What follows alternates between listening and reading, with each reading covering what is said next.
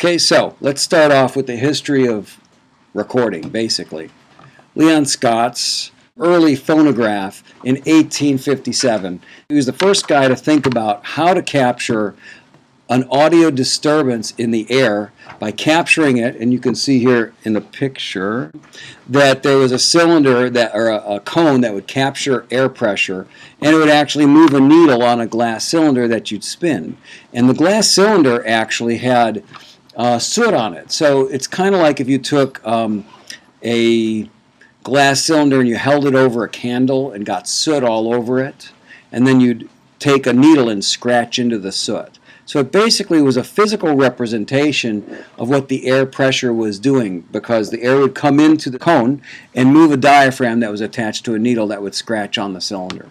The recordings were less than a second, and nobody could even hear them. You could see what was going on, but you couldn't hear anything until 2008. They took computer generation of what was being scratched into the cylinders, and then you could hear what was being captured.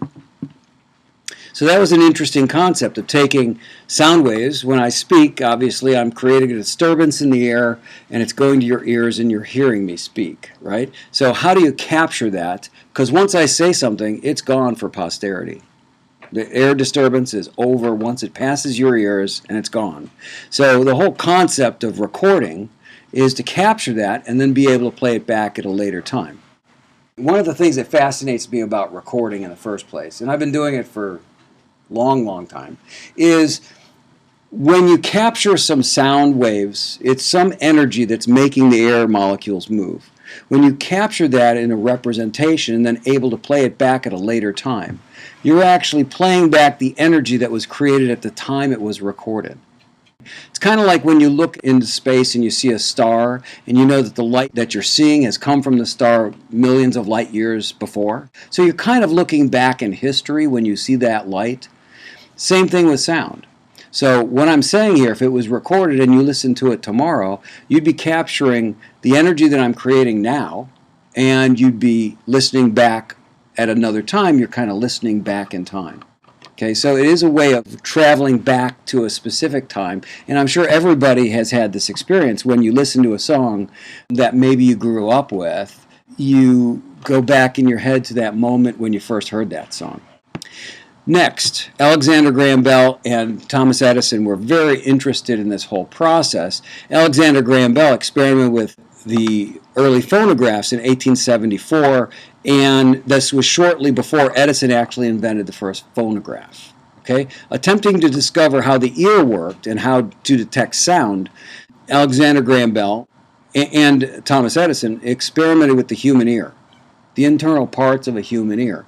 And they basically looked at cadavers and dissected the ear to find out how is it that we can hear, right? Because that was sort of an instrumental part of understanding if you could create the sound disturbance, how could we perceive it?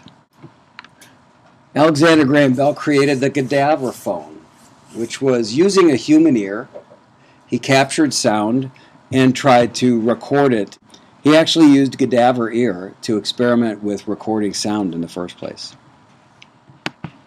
Okay, so in 1877, it was proposed using electromagnetic devices to record from a telephone onto wax-coated paper by scratching into it.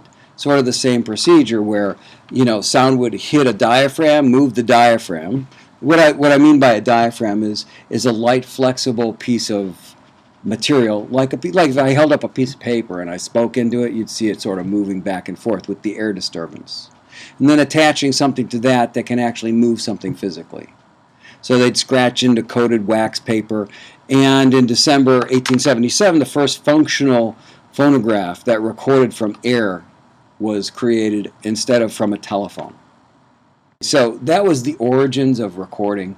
And so naturally a business rose up around that whole concept of recording. The competitor to the first phonograph was called the gramophone, and neither one was accepted as the standard or very successful until 1890. So you think about it, 1890, how many years ago is that? It was 130, 40 years ago, something like that. Not that long ago that the first phonograph was created.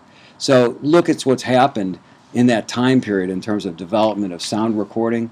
It's an unbelievable explosion in the understanding of how to capture sound, how to manipulate sound, and how to recreate sound. Columbia made their first phonograph as a direct competitor to Edison, and it was originally marketed, very interestingly, not to capture music or to make music, right? But recording can be used in a lot of different ways, and the first way that people thought to use it was for stenographers, right? So I'd be sitting in my office, I'd record something, I'd give it to my secretary or somebody who could write the letter out that I just recorded. So it was a really great way that I could actually do more business because I wouldn't have to have somebody taking shorthand 24 hours a day when I'm dictating letters. So they tried initially to use it for stenographers.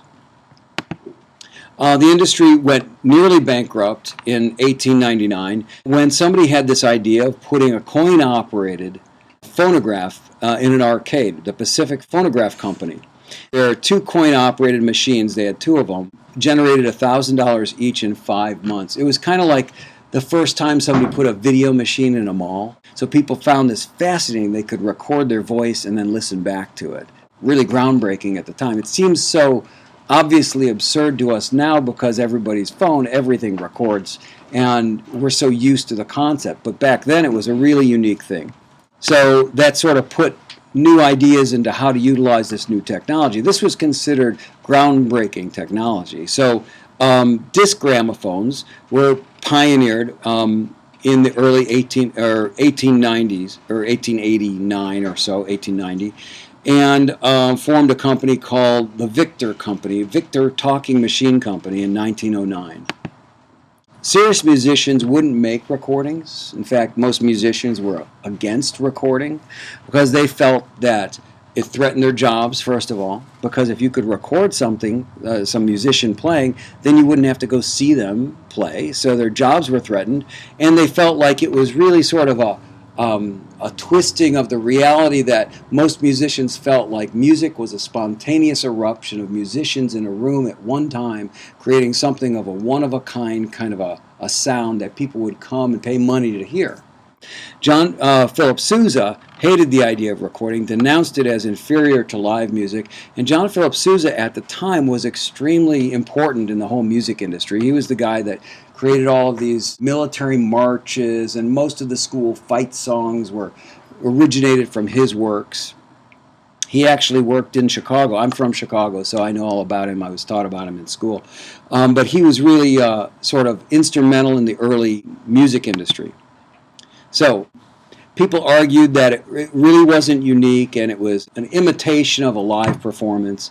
Others argued that the ability to hear music at a later time would uplift humanity. It would be a great thing. It would bring music to more people. So if you could only fit 200 people in a hall when musicians were playing, you could record something and many more people could hear. So the idea of commerce was starting to happen, that we could actually, and of course, needless to say, now, any one of us could press a button on our computer and send music to 5 million people. So the idea of spreading music and commerce with music was just starting to be thought about at that time.